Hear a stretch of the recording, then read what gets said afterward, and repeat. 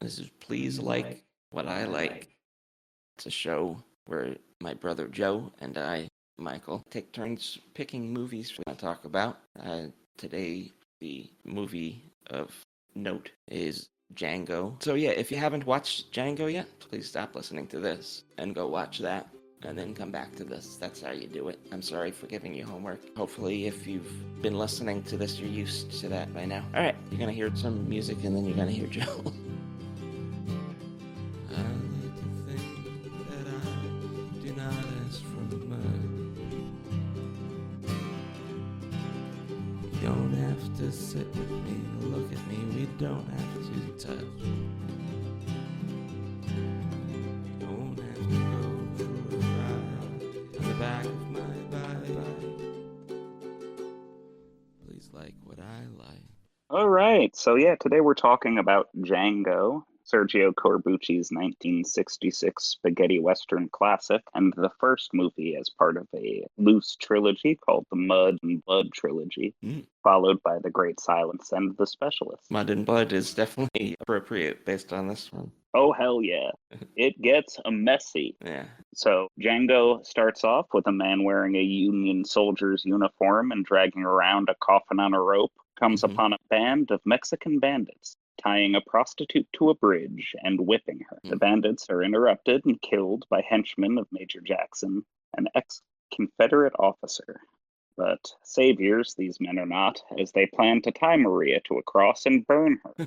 Django intervenes, killing the henchmen, and he and Maria ride off into town together. The town, which appears to consist of only a bartender, Nathaniel, and 5 prostitutes, is a sort of neutral zone, an ongoing conflict between Major Jackson and General Hugo Rodriguez.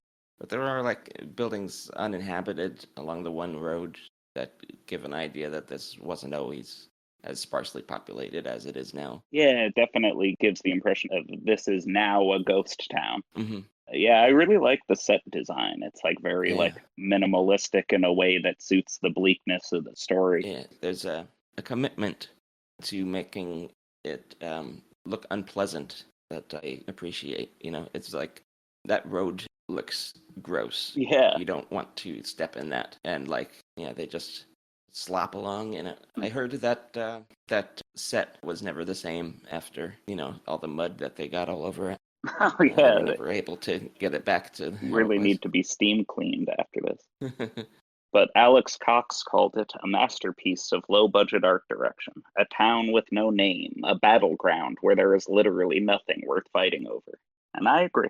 That's a good description. Yeah. So, do you believe that Major Jackson and his gang kind of represent the fascist past and lingering neo-Nazi movement of the 1960s in Italy? Hadn't occurred to me. Kind of seemed like the design was kind of like, you know, very. When I watch these, Well, good. When I watch these Italian movies set in the Old West, I tend to not really think much about the fact that it's made by Italians.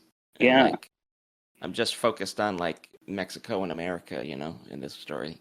So I didn't even think about what symbolism might have been for people living in Italy. Yeah, and Sergio Corbucci was known as a kind of political left-wing filmmaker, and I was wondering, because I think that Major Jackson does kind of represent the fascists. That's like, I don't have a or for that one, because I think also, like, the Major Jackson casting, he does kind of look a little bit like Il Duce. You know, he does kind of have that Mussolini kind of, like, wall of face. Yeah, now that you mention it, I feel like we don't really get his point of view too good, though, you know?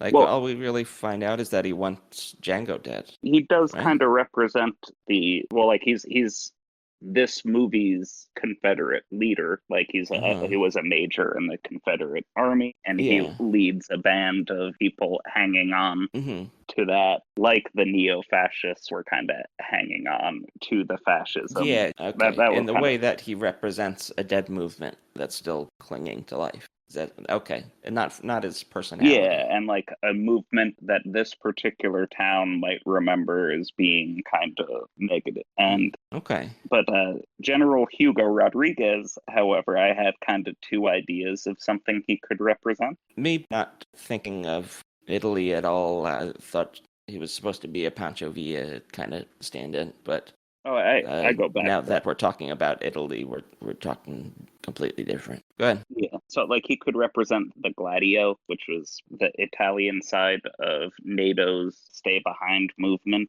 which kind of in Italy formed a right-wing campaign to subvert Italy moving leftward into communism. And as we know, that Corbucci is a left-wing kind of political filmmaker. That kind of made sense to me. But I thought that the bandits could also represent the organized crime filling in the void when the fascist time was over. Because Franco... Italy's had a history of real, like, turbulent politics. Yeah. They're like, in the years since World War II, they're consistently, like, flip-flopping on what kind of government they want to have and stuff like that, you know? Yeah, and like the movie kind of gave the feeling of like replacing one flavor of malicious cronyism with another. Like you either get the band of fascists or the band of criminals. Who's the new boss? Same as the old boss. One of the things, like Franco Nero would actually go on to be in a few mafia movies, which were different than American mafia movies in that they really kind of painted the mafia as just like mustache twirling villains. Like in The Day of the Owl, which was made, I think, 1 year after this, Franco plays a police captain trying to solve a murder, and an appointed judge is a mafia don, and he can't get anything done because the mafia has invaded politics immediately following fascism. I haven't seen any Italian-made mafia movies, and I'm curious to watch some. You got any? I highly recommend The Day of the Owl. I loved it. I figure, yeah. But that's the only one I've seen thus far. Okay. A company recently released 3 of them. I know there's some 80s movie made by it was a Sergio Leone's movie, one of his last ones. Once Upon a Time in America. That's the one. Yeah. I've heard good things about that one. It's long, and don't watch the short version. Okay. The long version has the whole point of the movie, and the short version isn't like short enough to be like, oh, that was worth cutting all that stuff out. It's still like a 3.5 hour movie. It just doesn't have a point. Yeah. But the 4 hour version, it's a slog, but it's good. All right, back to the synopsis. So Jackson and some of his men show up at the saloon, and they extort Nathaniel and harass the prostitutes. Django shoots the men while belittling Jackson and goads him to return with accomplices. Django then seduces Maria in one of the prostitutes' rooms. Well, can you tell him to bring all his men, like literally all of them? Bring all your men. Yeah, and you find out why soon enough. Yeah, and Nathaniel tells Django that if he's a coffin maker, he would really clean up in town, and I wanted to make a parallel here to Yojimbo, a movie in which this is based off of. The coffin maker was actually an ally of Toshiro Mifune, and in both Yojimbo and Fistful of Dollars, the main character hides in a coffin. And when asked if a man is inside, Django replies yes, and his name is Django. So I feel like that kind of like nods and points back. I gotta admit, at times, I feel like I'm getting really burnt out on Yojimbos at this point. Okay, I can see that. Because, between this, A Fistful of Dollars, Dragon Inn, and Sukiyaki, Western Django, am I missing any? I don't know. I do get into a whole thing about movies based on Red Harvest and The Glass Key by Dashiell Hammett. Oh, okay. Yeah, because there's Miller's Crossing by the Coen brothers is also directly inspired by The Glass Key and Red Harvest. What are those? Is Yojimbo also based on something else that I wasn't aware of? Yeah, it is based off of the 2 novels, The Glass Key and Red Harvest. Okay. They're both by Dashiell Hammett, and they're both like noir stories of like a criminal pitting 2 things against each other. Kurosawa turned it into a samurai story? A samurai movie, and Sergio Leone more directly ripped off Yojimbo than the book, because, he's a movie fan. I would say Akira Kurosawa took elements of 2 different stories to make one, and Sergio Leone took that one and did it again. Yeah. Whereas I feel like Django kind of has its own story, and Miller's Crossing is more of a Glass Key.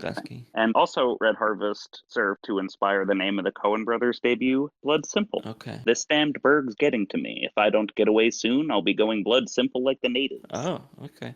Anyway, so yeah, this one is definitely more like using the same thing as a reference to tell a different story. Yeah. Whereas I feel like Sergio Leone did kind of take Kurosawa's movie and make it a Western.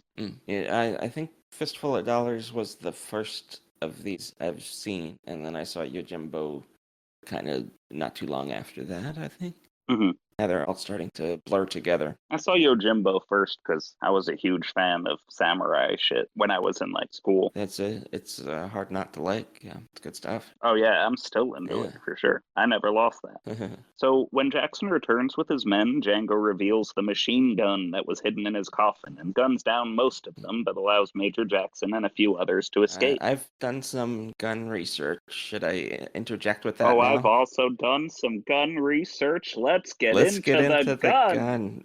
It's your movie. Let you take charge then. So what I did was like, is this a real gun? Yeah. I don't think so. Oh. But I have like 3 guns that are similar enough, but not the exact kind of gun. Like, have you found the gun? I believe it is a Refi Mitrailleuse, a French that was used in the Franco-Belgian War. That gun is hand cranked. Isn't this gun hand cranked? I thought I saw a guy. He just holds it like a gun. Huh.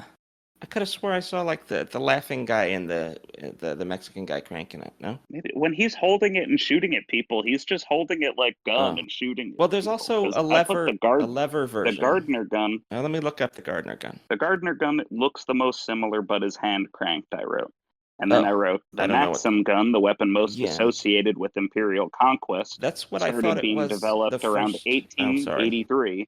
1883. And that gun does not need to be hand cranked. It's definitely not a Maxim gun. That's what I thought it was going to be at first, but a Maxim gun only has one barrel. The guns just shoot in sequence out of the same barrel. Whereas, like, the Mitrailleuse has that, like, shower head look in front. Yeah, so does the Gardner gun. Okay. What country did the Gardner come from? Do you know that? I just know it was 1874. I wrote that.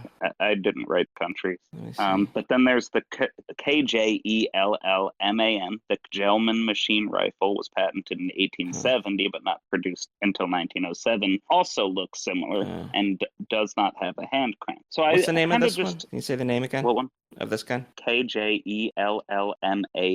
But so those other 2 guns I'm not bringing up because I think they could be the gun. What I'm trying to gather is that at this point in time there could be some sort of prototype in creation. He says he only has access to 11 others. There could have been just like a few guns going out like this that weren't hand cranked, looked similar to the Gardner gun, and was in like some sort of prototype stage. So I didn't find the gun. Yeah.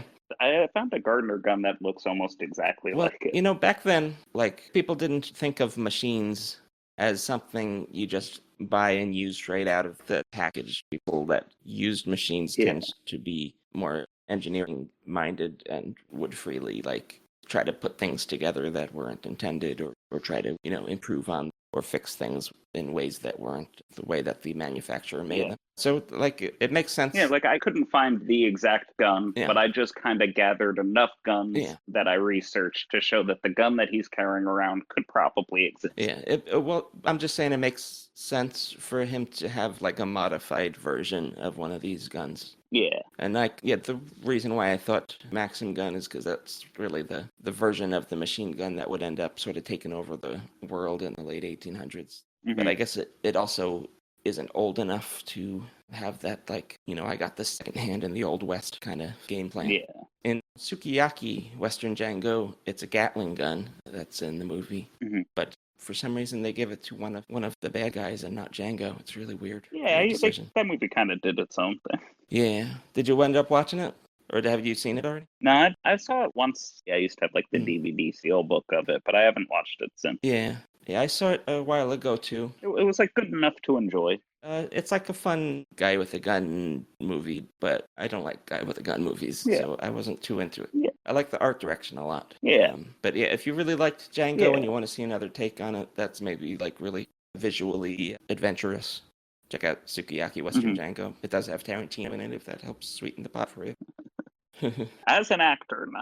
That's true. Django helps Nathaniel bury the dead, where it's revealed that his former lover, Mercedes Zarro, is buried there, having been killed by Major Jackson. I thought that adding the revenge angle. Mhm. Like that's why Django is doing this kind of plot against Major Jackson, was for revenge for Uh-huh. his lover. That kind of separates it from the predecessor of Yojimbo and A Fistful of Dollars, where in Yeah. Yojimbo he seems to be more of like trying to do it for the town, and Fistful of Dollars he's doing it for the money, and then this he's doing it for vengeance. Well, he's also doing it for money, though, because he does end up taking the money. Yes, And, like, he is the, doing the it for game money. plan does involve taking all the money, like, from the start.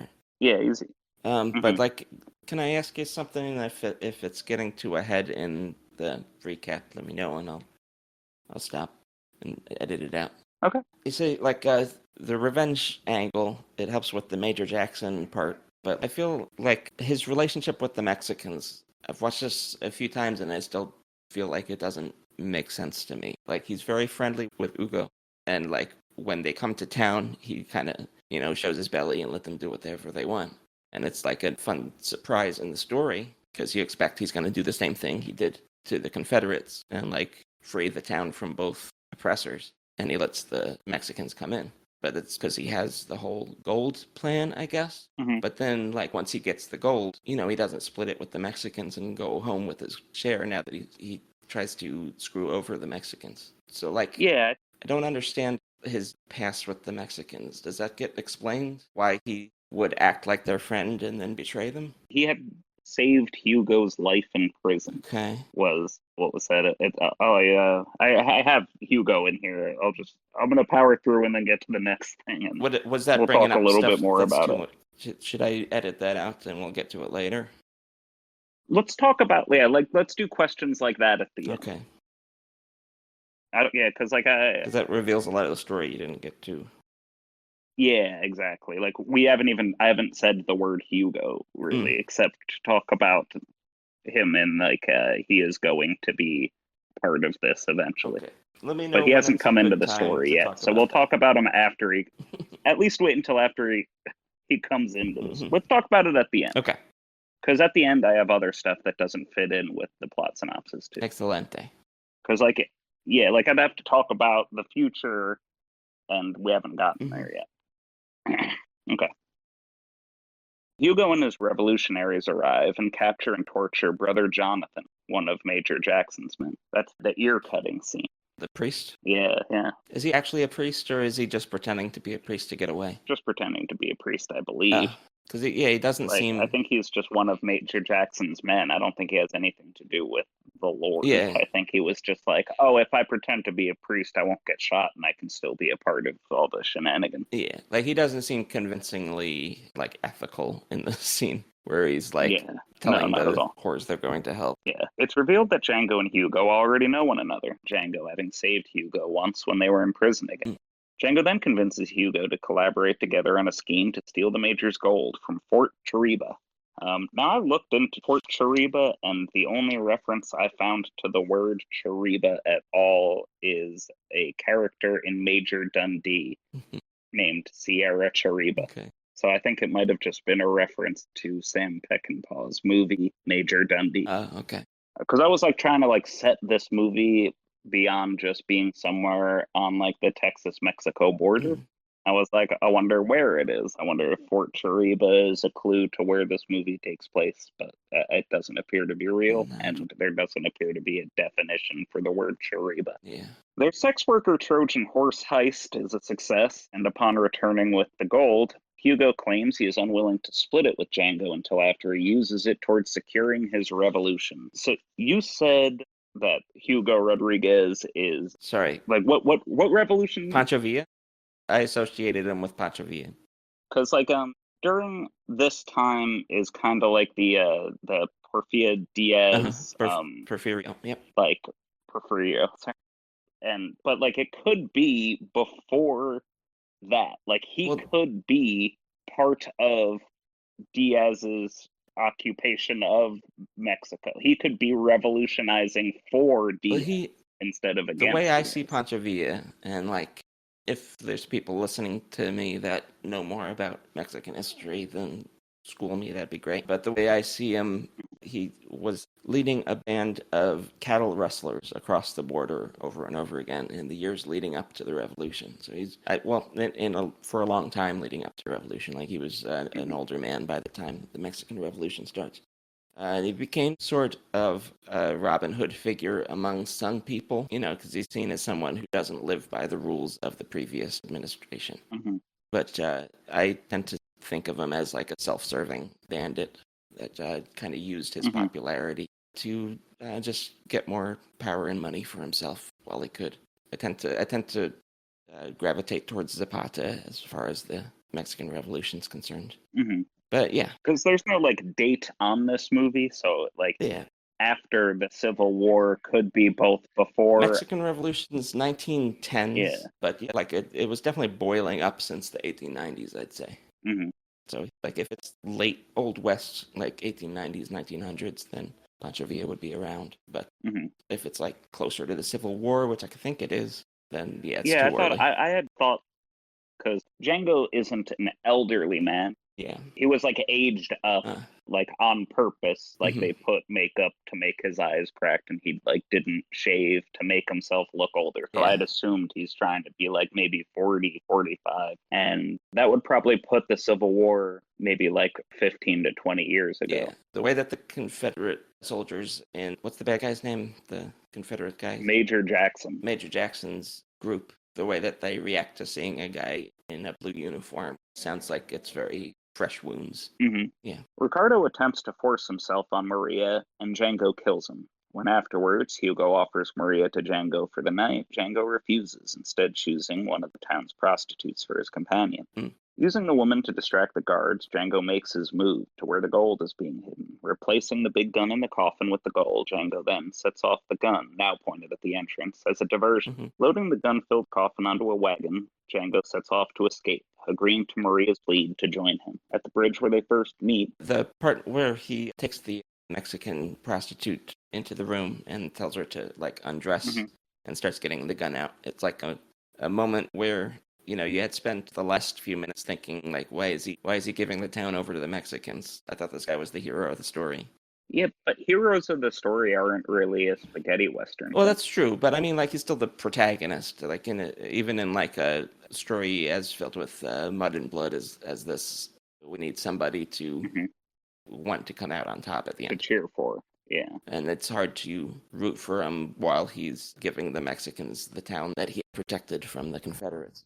And then, once he tells the girl to undress and not to look at him and then starts taking the gun out, it's all right, yeah, he's our guy. I feel like that is a little under the fistful of dollars and Yojimbo framework of the story that doesn't apply to this story. Yeah? I don't think there is a town for Django to give up or defend. Oh. There are 5 prostitutes and a bartender servicing criminals that happen to pass. There's six they're not innocent people. Innocent townspeople. I think they're innocent people. I mean, I'm not saying they're not innocent. I'm just saying, if these criminals aren't here. So at this point, there was some technical difficulties, and we ended up finishing the episode at another time. So you're going to hear us try to figure out where we left off real quick, and then the episode will just resume as if nothing happened. Just figured I'd explain it. Here you go. Oh, and you may hear a dog whining. I'm sorry about that. Did we finish a complete thought about your point about him giving up the town? I don't think we came to a conclusion about it. You said in this kind of movie, it's not really a good guy, bad guy thing. No, I had said... And I'm kind of putting it in a Yojimbo framework. Yeah, exactly. Of saving the town, and there's not really a town to worry about, because once the 2 gangs are gone, they're going to move on. I guess you're right. Yeah, it's like if there's a carnival set up in a parking lot and a bunch of bandits are there, I'm not going to defend the parking lot for the carnies, because the carnies are just going to leave tomorrow. But Maria had definitely started thinking of him in that context, like he was the hero that was going to save everybody and keep them safe until they can get away, Yeah. She definitely feels betrayed. Yeah, I can see what you're saying. Like he is kind of positioned as the hero of this town, but Yeah. I didn't feel like I had lost any respect for Django when he kind of comes back with the gold and is buddy Uh, buddy with the perceived bad guys. yeah. Because I don't know, he was just a guy running through town. He's the one who came up Mm, with the idea for the gold anyway. that's Like true. he was What he. we don't know about his like whole plan until it starts, until he shares his plan Yeah, for the gold with the Mexicans. So like yeah, when the Mexicans come in and he doesn't keep protecting Maria like she was clearly thinking he was going to do, um, hmm then like yeah, it feels like a left turn. But Um, it also does feel like he's playing the long game here, mm, which you find out as it goes along. He's. yeah. Well, that's what I mean. But I also think he doesn't want to. I think. Go ahead. Oh wait, give me a second. I was going to answer like start talking about the question that you had raised that we're going to cut, but I'll wait till Oh, we get to the end. right. Well, Anyway, okay. because like, all right, well, Well, we'll get into it. we might as well do it now. It's Yeah, connected okay, to what we're talking about, yeah, right? yeah, and we've gotten pretty much as far as we're. I was thinking that I don't get a good mental picture of what Django's relationship is with Ugo and his men from the movie. So, like, I feel kind of like unsure of the whole thing from the point when the Mexicans come into town. And like I said, I was thinking it was a Yojimbo like story, so it was kind of a surprise to see him give in to the Mexicans. And then, like, I'm kind of back on board as far as rooting for Django when he pulls out the gun when he's alone in the room with the girl. But yeah, like he seems to talk with Ugo when he shows up like they're old friends, and like he said he had saved him from jail, so they do know each other, and there is like a debt between them in Django's favor. So it makes sense that the Mexicans would spare him and treat him kindly. But I feel like you don't really get an idea of how Django feels about the Mexican side of the conflict, and so you don't really know what to think. I think at the start of it, when the bandits first arrive and you find out that Django and Yugo know each other, I think that Django thinks of the bandit army and Yugo as the enemy of my enemy is my friend, Okay. an alliance of convenience, and they Mm-hmm. have history, and he thinks like I know this person and I can Uh-huh. maybe work with him against the real enemy in my mind, which is Major Jackson. I think they're allies at the start, But like but as soon as Hugo tries to take all of the gold that they had all uh just worked together for his revolution, Django thinks of him as more of an enemy because, like, hey, we just uh got this gold together. I don't want a Mexican revolution. I already fought a war. uh I want to just take my money and go home. okay. Yeah, like And when Hugo he's not does going to get that, he's not going to get that without killing the Mexicans or stealing the uh gold. like Hugo does say we're gonna split it, but for now I'm just keeping it safe, which is like No, it's clear that he doesn't mean that. yeah, But yeah. like if It's he clear to wanted to everyone, still including Django. if he wanted to still be on the side of the Mexicans, he could, just forcibly take his cut instead of trying to get away with all the gold. And then like, Nah, the guy tried to steal from him. He's like, "Fuck you! I'm gonna steal from you." Like they're okay, not. It's not like he's like a police officer trying to do the right thing. He's like mm, also a criminal, and other criminals tried to take his stash, so he's gonna okay, get them back. yeah, okay, I think it's perfectly logical. Yeah. yeah, I agree with you. I Okay, guess so he gets away with. I wasn't as focused on the gold my first viewing, I think you got so and I caught think up on the later on, Yojimbo aspect, and it's just yeah, it's a definitely, loose reference. yeah, I guess I don't know. I just it feels the framework seems so familiar that my brain kind of goes through the It filled motions, in I the guess. gaps.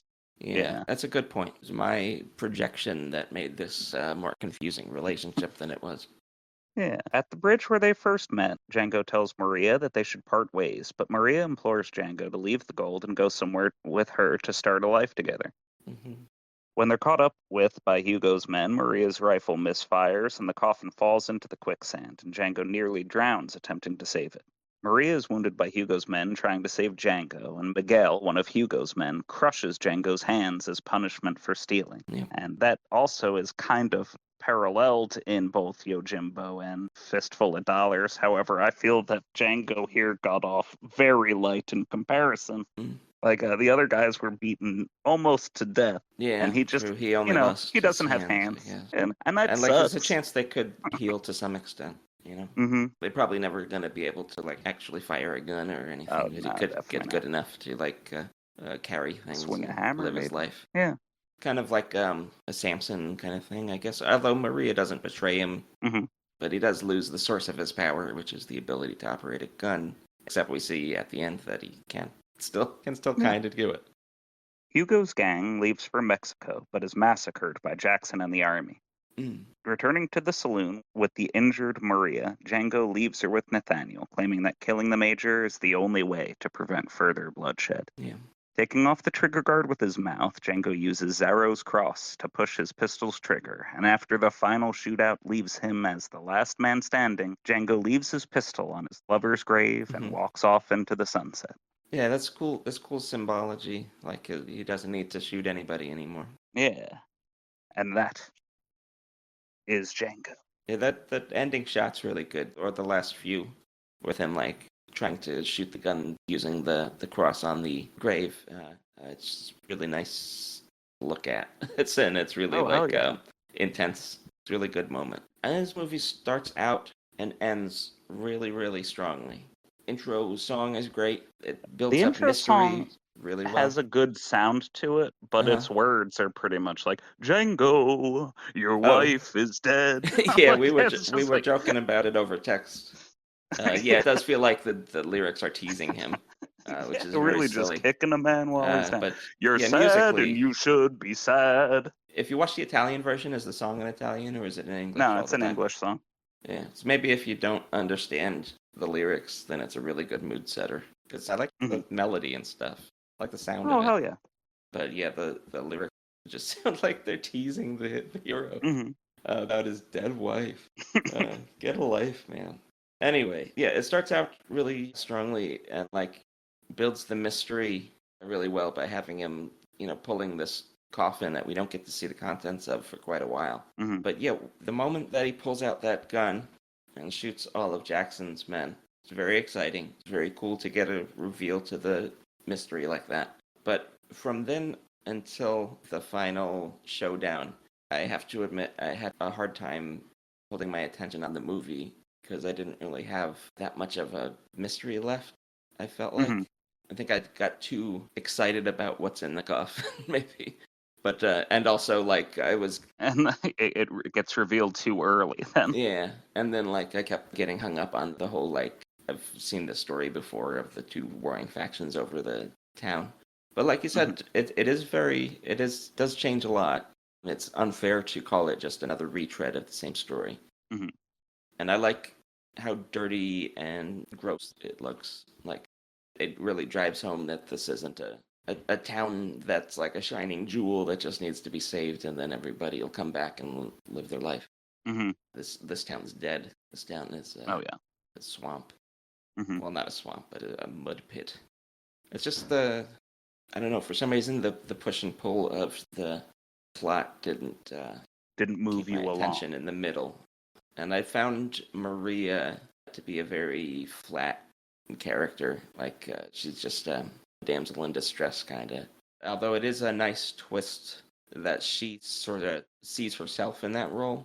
And, like, Django seems to have no intention of actually being her white knight in the story. Like, that's kind of a nice take on it, that it's one-sided. Yeah. So I like things about this movie, and I wouldn't mind watching more Corbucci westerns. But yeah, I had a hard time with the middle. I had a tough time picking which spaghetti western to choose. I just knew that I wanted to do a spaghetti western. Well, this is definitely a movie that I've heard brought up before, and it was a good, like, filling in my gaps in classic movies, like Exercise, Yeah. I know what Django is now. I didn't want to pick a Sergio Leone movie because I feel like they're a little bit. One, I think you've seen all of them, all the spaghetti Well, westerns he's done, except maybe like Once Upon a Time in the West or whatever. I've only seen the Dollars trilogy from him. Yeah, but like I feel like that's so like in the zeitgeist. I didn't want to go that way. And then there's like other good Corbucci movies. I thought like The Great Silence would be a good one, but I think that might have been a little bit kind of too bleak. It's like a little bit slower and grimmer.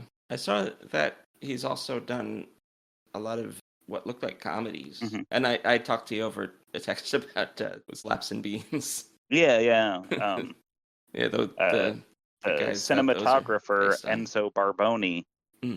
He also later went on to work on slapstick comedies, almost all featuring Bud Spencer and Terence Hill, including the Trinity slapstick spaghetti western comedies. He directed the main ones of those. But yeah, I had a tough time picking which spaghetti western, and I think I chose this one because I hadn't seen it in a while myself, and I had recently acquired the new 4K of it, and I was like, oh, this would be both a good rewatch for me, and I know that you hadn't seen it, and I thought it would also open up some good discussions because it is kind of, there's stuff in it. I don't know. There is stuff and in also, yeah, like I chose it mostly because of how different it is from other spaghetti westerns. And I think it still manages to be part of the spaghetti western canon while at the same time kind of existing outside of it. Yeah. Like Sukiyaki Western Django, it is a very good looking movie. If we just step back and think about it from an aesthetic standpoint, I respect it there. It's just and a lot story. of that is due to limitations in production. Yeah. Limitations can be a good way to tap into your creativity, because staring at a white canvas can just give you a mental block. Knowing what you have to work with can give you ideas. Yeah, they started out right away to make something a little different. Like most spaghetti westerns are filmed in American Techniscope, which is like a super wide screen of 2.39 and 1. And it's printed in Technicolor. But Django was filmed in the European widescreen format of 1.66 to 1, and it was printed in Eastman color, and it gives it kind of like a different texture and feel than other spaghetti westerns. And the whole time they were trying to film outside, they had heavy cloud cover and lack of sunlight, and so they had to underexpose everything. But the film kind of worked with them. And the underexposure kind of gave the whole movie its own look. Like it really does not look like other movies. Like the shadows and the colors have this extreme contrast to them. Is that what underexposing does? Can you elaborate on what that means for people that don't work with cameras that much? Yeah, like you can choose to, if your light meter is telling you that you need to film it at such a way and you can't get your film speed, oh man. I know what overexposing will make, if you're filming outside, the sky will just look bright white if it's underexposed. Yeah, if you're underexposing, a lot of the colors will come through a little better. Oh, okay. You underexpose the film and then you make up for it when you develop the film. You know what I mean? It's called pushing, and it tends to make the colors kind of come out a lot better, and the light to dark contrast will be a lot more pronounced. So you have unrecoverable shadows. Whereas what you're talking about in overexposing, you have unrecoverable highlights. Like the sky is going to be white instead of getting color out of it. In underexposing, you're almost going to get more color out of it. Okay.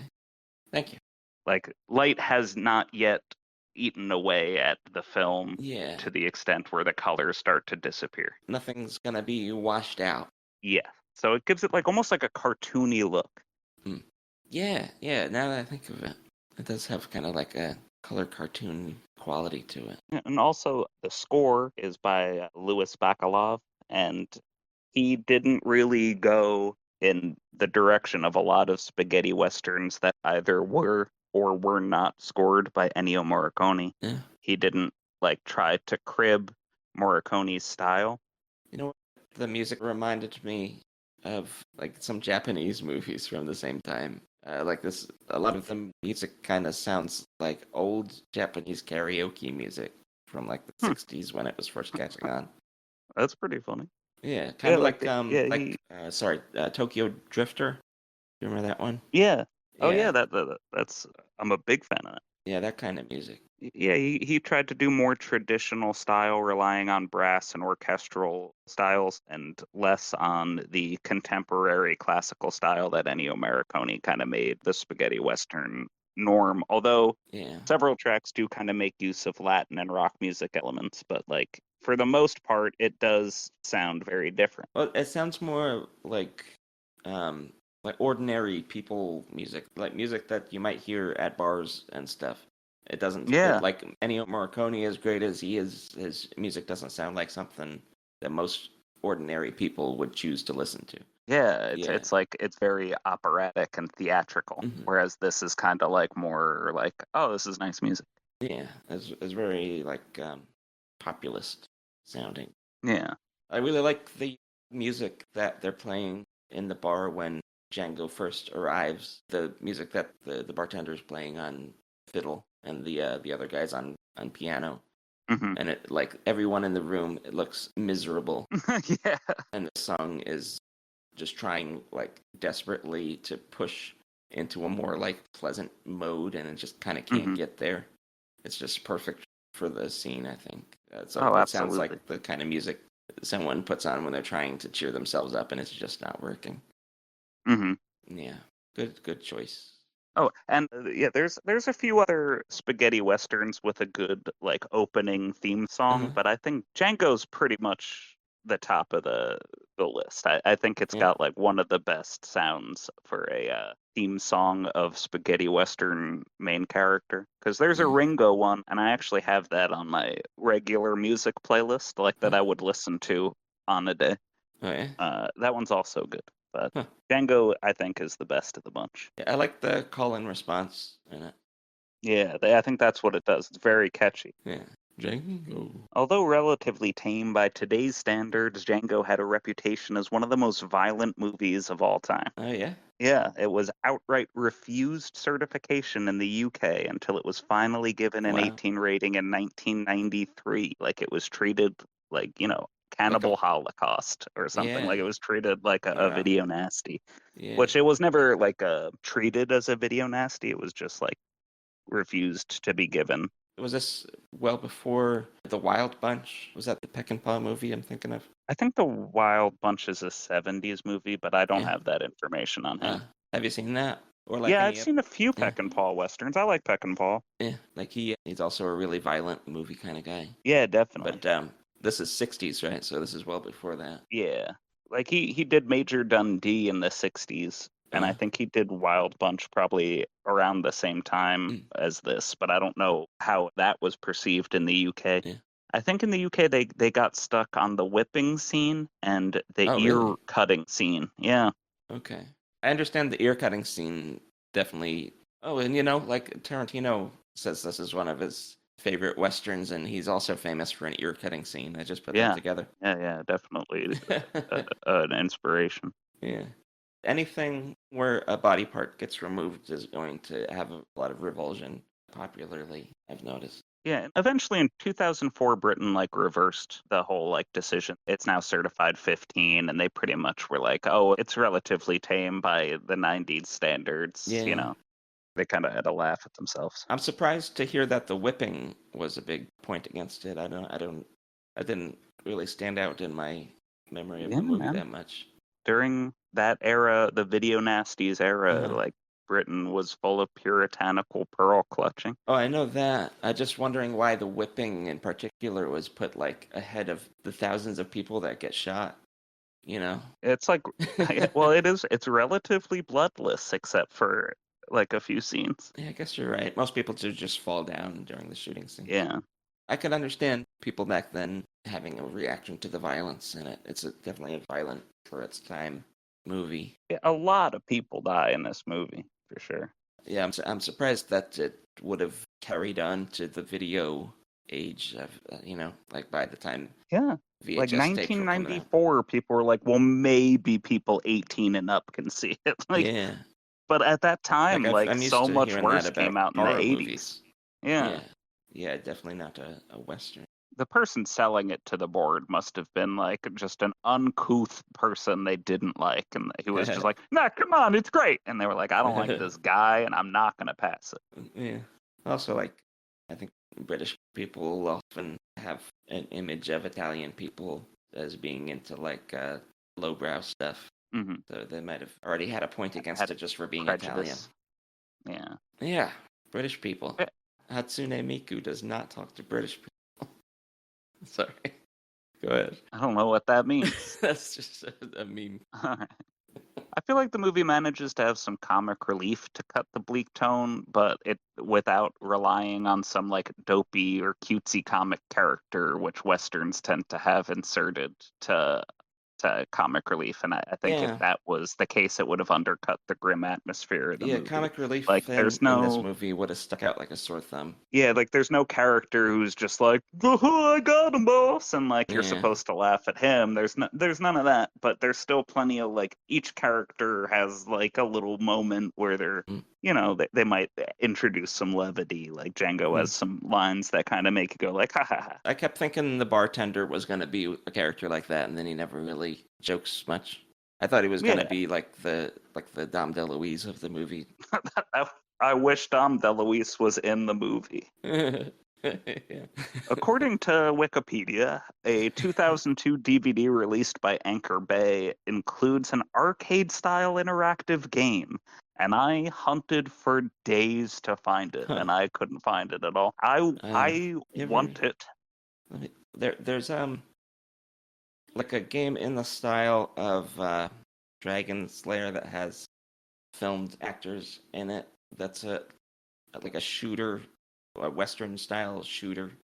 I can't think of the name of it, but I think there's actually two of them. But yeah, there's like a Laserdisc game from the 80s, I think, or the 90s, where like cowboys with guns will jump out and you got to shoot them. And if you don't, this like Undertaker guy will be like, "Hey, you're dead." I hate to inform you, you died in the last shootout. Yeah, it's it is that like casual. Yeah, I can't think of the name, but I don't know if you're curious enough to look into it. I think it's been ported to more recent consoles. I don't know which ones. Oh, Mad Dog McCree. That's what it's called. Mad Dog McCree. Mad Dog McCree. Got that out of there. What else you got in your notes there, bud? Yeah, there's more than 30 unofficial sequels. Oh, jeez. I only have 4 of them. I have Django. No idea. I own Texas Adios, which is not a sequel in any way. It's just in some countries sold as a sequel. Oh. Django the Bastard, Django Prepare a Coffin, and Man, Pride, and Vengeance. Yeah.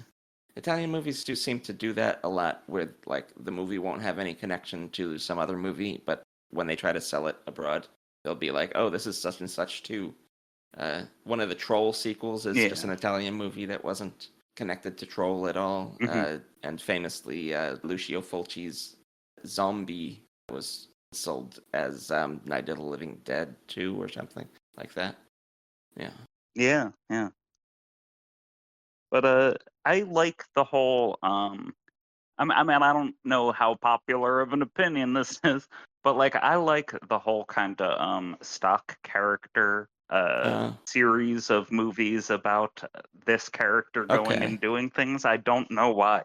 This particular character or any stock character? No, just in general. I like the idea of a stock character and all these, like, I don't know what it is about it, but like I like the idea of following this character on adventures. So like when you're trying to pick a movie to watch, you kind of know the kind of feel that the movie's going to go for, or at least you know something about it going in.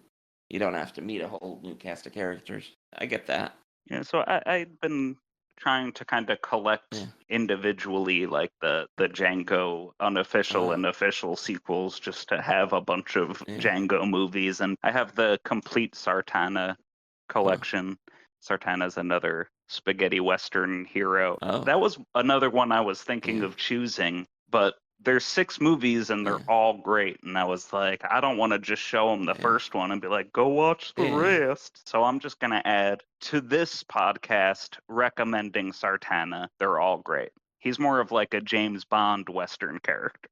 He has like gadgets and There's stuff. also a thing in samurai movies continuing the like relationship between westerns and samurai movies. There's like Zatoichi is in a whole bunch of movies. Yeah, I have the whole 26 set of Zatoichi movies, and they're all great except for Zatoichi meets Yojimbo.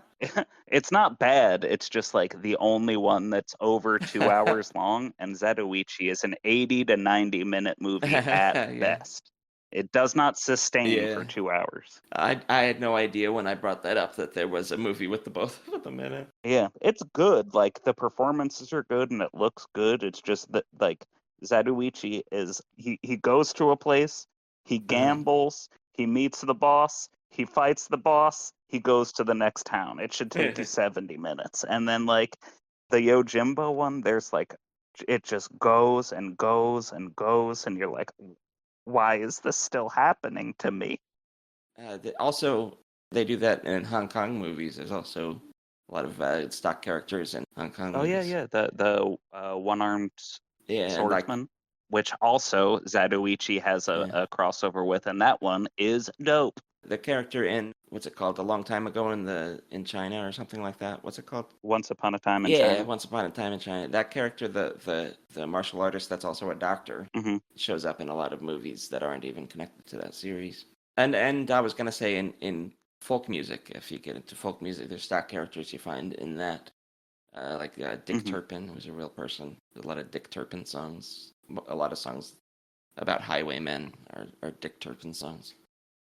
If you ever hear a song that's like about a guy stealing from people and also has the phrase Bonnie Black Bess, which is sometimes his horse and sometimes his girlfriend.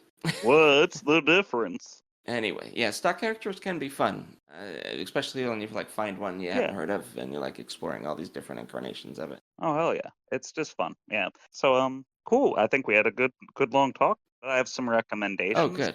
If you liked Django, you should check out all of Sergio Leone's westerns. He did Fistful of Dollars. He did Fistful of Dollars. He did my personal favorite western for a few dollars more. I didn't choose that one because I had just watched it, and also you've seen it. But that is my favorite that one western. A lot too. I think it has. I think it's literally a compilation of every great western trope, just kind of like done the best it's ever been done. And like The Good, the Bad, and the Ugly has also grown on me a lot. I'd kind of put them on equal footing. Yeah, The Good, the Bad, the Ugly, Duck You Sucker, Once Upon a Time in the West, The Great Silence, which I also recommend if you like Django because it's by Corbucci. And I think it might be a better movie than this one, but it's just not as much fun. And I think Django's a good fun time, and that's why I chose it. The Big Gun Down is a great movie with a great score. Then there's the Sartana series, a good stock character western. I feel like there's only 2 actors that played him, so unlike most spaghetti western stock characters, it doesn't get as confusing, and the movies are all really great. And then there's And God Said to Cain is by horror director Antonio Margheriti. And Klaus Kinski is basically like a slasher western guy. Like he comes in at night and he just picks off his enemies one by one in slasher fashion. It is really interesting and different. Klaus Kinski, you hear about his like reputation. He seems like a madman, but like his movies, so many of his movies are like a boogeyman. Yeah. Yes, and there's a modern movie that uses a bunch of spaghetti western and Polizio Tecci kind of tropes to tell its tale in a very surrealistic and dreamlike visual way called Let the Corpses Tan. Good title. By directing team Helene Cotet and Bruno Forzani, starring, it's great. And it's starring Alina Lowenson, who is a frequent collaborator of Mendicat, Bernardo Mendicat. He's a French surrealist director, and she was also famous as being the Romanian gymnast that Jerry dates in Seinfeld. Okay. But yeah, Let the Corpses Tan. It's by the directing team that did A Mare and The Strange Color of Your Body's Tears, which do the same thing that Let the Corpses Tan does for spaghetti westerns and Polizio Teccis, and does it for giallos and gothic horror. It's kind of like a remix, kind of surrealist visual treat. So I highly recommend Let the Corpses Tan if you like spaghetti westerns and are familiar enough with the tropes to follow a movie that doesn't really try to make much sense besides through tropes and visual cues. Yeah, so if you like surrealism and you like spaghetti westerns, Let the Corpses Tan. Anyway. Can I make some recommendations for Western? Hell yes, you can. I'm not a huge Western guy, but in like the last 5 years or so, I've tried to occasionally get one in to try to have a more open mind about it. And besides the ones that we've already mentioned, I'd like to bring up two. You're probably well aware of Butch and Sundance, Butch Cassidy and the Sundance Kid. It's a movie with a great reputation, and people tend to recommend it. I'm going to also recommend it. I think it's a very good buddy movie that just happens to be a Western. Yeah. Have you seen that, Joe? Yes, I have. Okay. I love that movie. I was going to do a Western in the future and recommend regular Western. Oh, you were specifically doing spaghetti Westerns. Oh, sorry. Okay. Yeah. Yeah. But you can also recommend like Westerns. Yeah. Hit us with the next one. And the other one, shoot. I always forget the title. It's like 2 words. The one where Jack Nicholson is following the guys the whole movie. Shooting? Yeah, shooting? I think it's the shooting. Or the shooter. I think it's the shooting. Yeah, something. One of those two. Hey, Mike here in the future editing chair. It is The Shooting. Yeah, by that's Monty really good Hellman. And it has a sister movie, Ride the Whirlwind, which is also good. I still need to get that one in. But I would say those are 2 movies that even if you're not a huge fan of Westerns, you'd probably like. I agree. Because, yeah, they don't, like, revel in the tropes of Westerns that much. They're just good movies that happen to be about cowboys. Mm-hmm. Yeah, well, not cowboys in strictly, but, like, you know what I mean. Westerns characters. Yes. Yeah, those are my 2. Also, if you haven't seen the show Deadwood, I love the show Deadwood. I actually still haven't seen it. I don't watch much TV alone, so pretty much any TV I watch would have to be consensus. Well, show it to Emily, because it's, it's a show where it's all about the characters, and so you don't have to like Westerns to like it. It's just a show about people. All right. And the people are really well developed, well written, and I liked it a lot. The movie that came out recently sucks. Ignore it. Don't watch that. Because the ending that the show ended with, it was like a show that wasn't supposed to end when it ended, so like they kind of had to rush to put together an ending that kind of worked. I didn't like it at first, but after I sat with it a while, I love the way that show ends, and I do not like that the movie tries to put a bow on everything. I think it really undoes what I like about the ending. But maybe I'll have to check it out then. Deadwood's great. I'll find a way. I'll find time. Okay. Shall we just go into what the next movie's going to be and wrap it up? Yeah. What is the next movie, buddy? I've been trying to spread my Japanese movies out, and I think it's time for another Japanese movie for me. All right. So I picked Hiroshi Shimizu's classic 30s movie. This is an old one, Mr. Thank You. About a guy who drives a bus and his passengers. I'm kind of sticking with the minimalist thing that we started with Tape. We're kind of on a minimalist ride here that's continuing there. Mm-hmm. And so like 90% of this movie takes place on the bus. Sounds great. So I've seen some of his other movies. He did Ornamental Hairpin. Is that him? Yep. I really liked that one. He's a contemporary of Ozu. And like when Ozu was popular and would be asked like what other directors he likes, he would usually say Shimizu. Yeah, and it's got a similarly pleasant kind of vibe to him. Mm-hmm. And it has a favorite actress of mine that only appeared in a handful of movies, but I really like her in those. We'll talk about her when we can't wait to talk about it, yeah. It's on Criterion Collection, so if you have Criterion Channel, you can watch it easily. I think it's actually on YouTube. Like, it's one of those movies that's so old that it should be public domain, but I think it technically isn't. I think it's owned by the studio. Mm-hmm. Copyright in Japan is a lot stricter than it is here, and owners tend to have an iron grip on their properties for a long, long time. It's also on Plex, which is a free service. If you don't have it on your phone, you can download it for free right now and watch whatever you want. It does have commercials, but you don't have to pay to use Plex. PLE. All right. That's it. Criterion, Plex, and an illegal version on YouTube that I can't vouch for the quality of. But you have 3 places to watch it. That's better than a tape that only had 1 subscription service and an illegal upload on YouTube. All right. All right.